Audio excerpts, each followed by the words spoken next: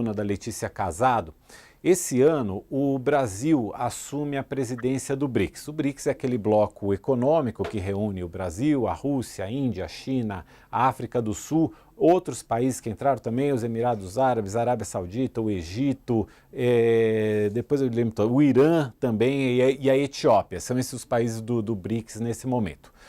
Bom, o Brasil assume a presidência no mesmo momento em que Donald Trump vai tomar posse pela segunda vez no governo dos Estados Unidos. Acontece que muitas pautas dos BRICS acabam colidindo com interesses defendidos pelo Donald Trump. É sobre isso que essa coluna da Letícia Casado trata. Brasil recebe cúpula do BRICS em meio à pressão de Trump contra o bloco. Essa reunião dos BRICS deve acontecer no final desse semestre, possivelmente no Rio de Janeiro, vai ser no Brasil, porque o Brasil está na presidência. E aí a coluna vai analisando o modo como o Brasil tem que tratar com muita cautela temas que contrariam aquilo que é a política do Trump, né? Principalmente, por exemplo, ela diz, o americano é contra pautas defendidas pelo bloco como o fortalecimento de organizações multilaterais e, eu acho que aqui está o ponto mais importante, a criação de uma moeda única para as transações comerciais. É a questão da desdolarização, quer dizer, você não usar mais o dólar americano como a moeda para as transações comerciais. Isso o Trump já avisou que quem fizer ele vai sobretaxar, ele vai impor taxas adicionais a produtos que passem a ser comercializados em outras moedas que não o dólar. Então vamos abrir de novo aqui a discussão, quer dizer, o governo brasileiro vai precisar ser muito hábil, e Madeleine, eu vou começar com você, para ao mesmo tempo defender os interesses que tem nesse bloco de economias emergentes, se é que a gente pode chamar a China já ainda de emergente, e não contrariar tanto os Estados Unidos. Geopolítico que aqui internamente se vende como alinhamento econômico, que não é. A gente está alinhado a países como o Irã. O Irã acaba de prender à revelia de todas as leis internacionais uma jornalista italiana. Cadê o nosso país, tão defensor dos direitos humanos, se posicionando nesse caso? A forma como o Irã trata as mulheres é absolutamente repugnante. E é um país que só não está sendo investigado na ONU porque o Brasil se posicionou de forma a desequilibrar a votação e impedir que as investigações de violações sistemáticas de direitos humanos das mulheres sigam adiante. Cada vez tem mais ditadura entrando no BRICS, é um BRICStão. É o que se aponta de forma geopolítica do nosso posicionamento. Existe uma divisão geopolítica no mundo entre as democracias e as democracias liberais, como as europeias e a dos Estados Unidos e Canadá, e esse outro bloco, que é China, é Rússia, é Irã. Essa tentativa da nova moeda, que pode muito bem ser vendida aqui, vendida que eu digo, ser feito um discurso, uma narrativa de que é uma alternativa econômica puramente, não é. Isso é para diminuir o que está sofrendo de embargo a ditadura do Putin na Rússia, que resolveu invadir outro país e ninguém sabe quantos ele vai querer invadir mais. Ele está tendo embargo por quê? Porque se bloqueiam as transações em dólar, se bloqueia o uso do código SWIFT por ali e ele não consegue se movimentar. E o que o Putin quer é sair desse embargo. E o Brasil está se metendo justamente nisso. O discurso feito internamente não é sobre isso, porque isso é igual cozinhar caranguejo. Vai calminho, morninho, fica um pouco mais quentinho, quando a gente perceber, não tem saída. É algo urgente o governo brasileiro dizer o que pretende com os BRICS, porque claramente não é só um alinhamento comercial. Claramente a gente está ficando cada vez mais dependente de ditaduras e cada vez mais leniente com violações sistemáticas de direitos humanos. E aqui eu insisto, principalmente a apartheid de gênero, até o Talibã está querendo entrar nos BRICS. Então, assim, é algo urgente que o governo se posicione e que a gente da imprensa passe a ser claro sobre isso. Não é um bloco político, não é um bloco econômico, não. É um bloco geopolítico e a gente precisa saber o que é que vai ser da vida das futuras gerações aqui. O que é que vai ser da nossa vida? Vai retroagir direitos humanos mesmo, como se sinaliza? Ou não? Ou vai se fazer uma espécie de cordão sanitário e parar de votar com todas as ditaduras, passando pano em violação sistemática de direitos humanos? Eu acho que é essa a grande questão dos BRICS. Uma moeda que seja única e que se aproveite, vai se falar que é econômico, mas não é. É uma questão geopolítica importante num mundo que tem cada vez mais guerras. A gente vai fazer um rápido intervalo para quem está na TV a cabo, mas a gente vai continuar com esse tema, tanto para o pessoal da internet, como também na volta da TV a cabo. Até já. Agora, ao mesmo tempo, e aí queria te ouvir, professor, o Brasil também é protagonista na assinatura de um acordo com a União Europeia. Quer dizer, não temos só essa questão com esse bloco de países, que eu acho que a Madeleine coloca muito bem, que tem questões de direitos humanos, tem questões sérias que a gente precisa se posicionar, mas o Brasil também, por outro lado, batalha muito para fechar esse acordo e que está bem próximo de ser fechado com a União Europeia também, né? Mauro, sem dúvida, mas o problema eu acho que está posto exatamente no que a Madeleine colocou, no sentido de que a gente tem uma postura ambígua, tem acumulado essa postura ambígua desde o início desse governo, desse terceiro governo do presidente Lula, e até agora a gente não decidiu para que lado a gente vai sinalizar em relações internacionais. Isso é muito perigoso porque cobra seu preço justamente nesse momento em que a gente vai ter o protagonismo de liderar esse bloco, de receber aqui, fazer reuniões, eventualmente receber chefes de Estado. A gente sabe, por exemplo, que Vladimir Putin não pode pisar aqui, apesar das declarações que Lula já deu, relativizando toda essa questão. A gente sabe que ele não pode pisar num país que é signatário do TPI, porque está com mandado de prisão colocado. E aí o Brasil fica nessa ambiguidade cada vez mais perigosa de olhar para a União Europeia, olhar para os Estados Unidos, mas também olhar para esses países autoritários aí que, em sua maioria, compõem os BRICS. As relações internacionais precisam ser feitas do ponto de vista comercial de uma posição mais pragmática, mas do ponto de vista de valores é muito perigoso a gente transigir com isso, e é esse caminho que a gente tem adotado. Com relação ao acordo com a União Europeia, a gente pode ter dado passos importantes, acho que isso é significativo, mas a gente não pode ter isso como dado também, né? A gente tem que esperar a ratificação de alguns países, a gente sabe que alguns países vão criar dificuldades, a França já declarou em alto e bom som que criará dificuldades para isso. Eu vou te interromper só um minutinho.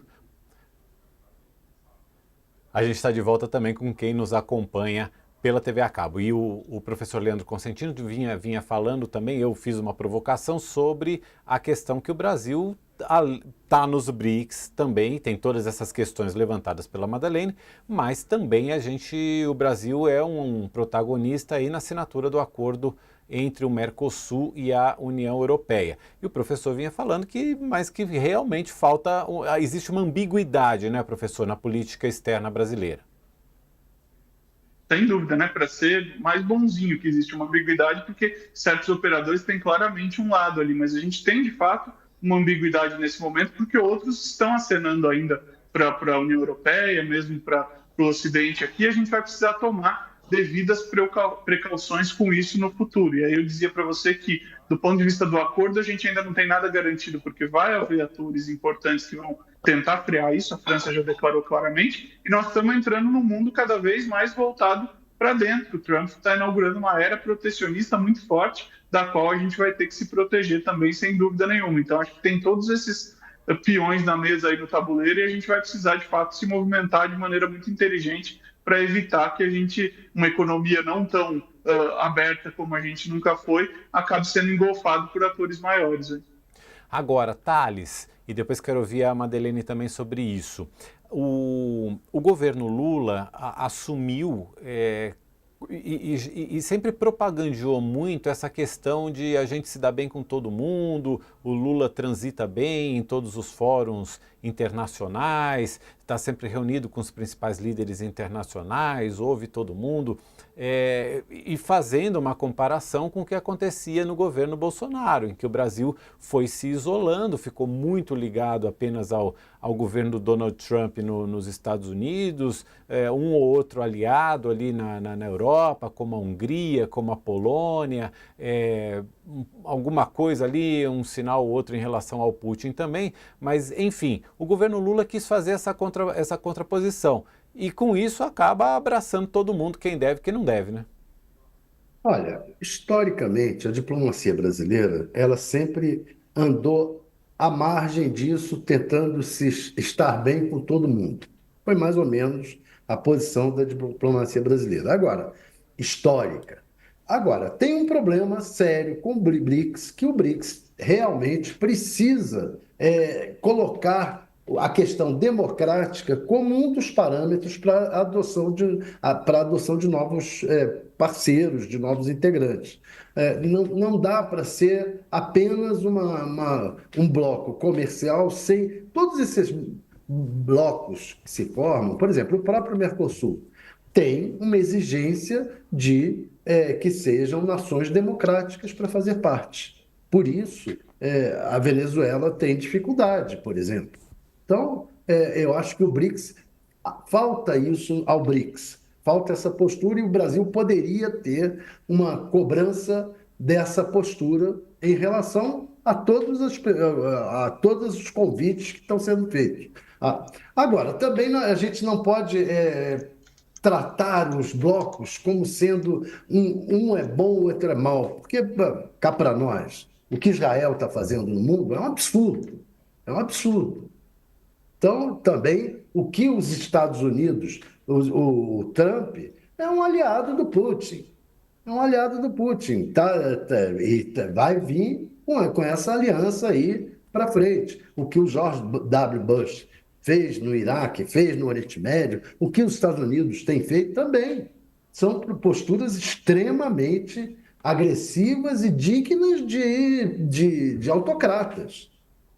Então, não dá para ter uma postura nós devemos nos aliar só ao bloco ocidental, e o bloco ocidental é que tem a razão e o resto é que não são democráticos. Não é bem assim. Existem culturas diferentes, modos diferentes, e o Brasil, historicamente, sempre conseguiu transitar entre todas essas diferenças. E eu acho que é isso que tem que ser buscado, e que o Lula, no caso dos BRICS, deveria estar com uma postura mais forte, exigindo que só países com opções democráticas venham fazer parte. Ontem o Ricardo Couto brincava aqui, Madalene, ele lembrava do comediante Ronald Golias, de uma frase que o Golias falava assim: a humanidade não anda se comportando muito bem. Aparentemente, nessa quadra da história em que vivemos, está difícil a gente escolher aliado pelo mundo, né? Então, mas o corte entre o respeito aos direitos humanos e o desrespeito aos direitos humanos é muito claro. E o Brasil sempre foi muito claro quem no mundo hoje respeita os disso. direitos humanos, Madalene? O respeito total não existe em lugar nenhum. Mas quando você tem um governo que por decreto, por lei, desrespeita, é diferente. Uma coisa são falhas, quando a regra é feita para respeitar e existem falhas. Isso é um fato. Mas nós estamos falando de outras coisas que não podem ser relativizadas, não. Não é a mesma coisa você ter uma democracia que, por falha da democracia, porque é falha como tudo que é humano, vai ter desrespeito aos direitos humanos. Isso não é, no entanto, equiparável, e não pode ser, a um regime como o do Irã, a um regime como o da Rússia, a um regime como o da China, que tem campo de concentração de minoria muçulmana, que é o uigur. Não se compara. E o Brasil jamais passou pano para esse tipo de coisa. E isso é uma novidade da nossa diplomacia, e é por isso que, inclusive, o professor está falando que essa posição está sendo lida, na melhor das hipóteses, como ambígua. Porque o limite da diplomacia brasileira, desde o fim da Segunda Guerra Mundial, sempre foi a violação de direitos humanos. E a nossa diplomacia está passando pano para violações sistemáticas de direitos humanos. Isso está existindo agora. E quando isso existe para fora, isso se reflete aqui dentro.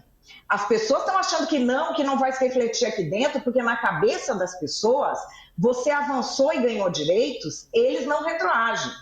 Direitos dos cidadãos, você pisca, retroage, porque o poder estabelecido é sempre muito mais forte do que os cidadãos, é sempre muito mais organizado do que os cidadãos, assim, ainda que os cidadãos sejam muito organizados.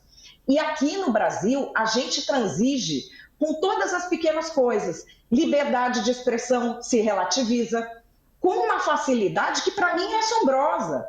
Eu morei em Angola, a ditadura mais longeva da África.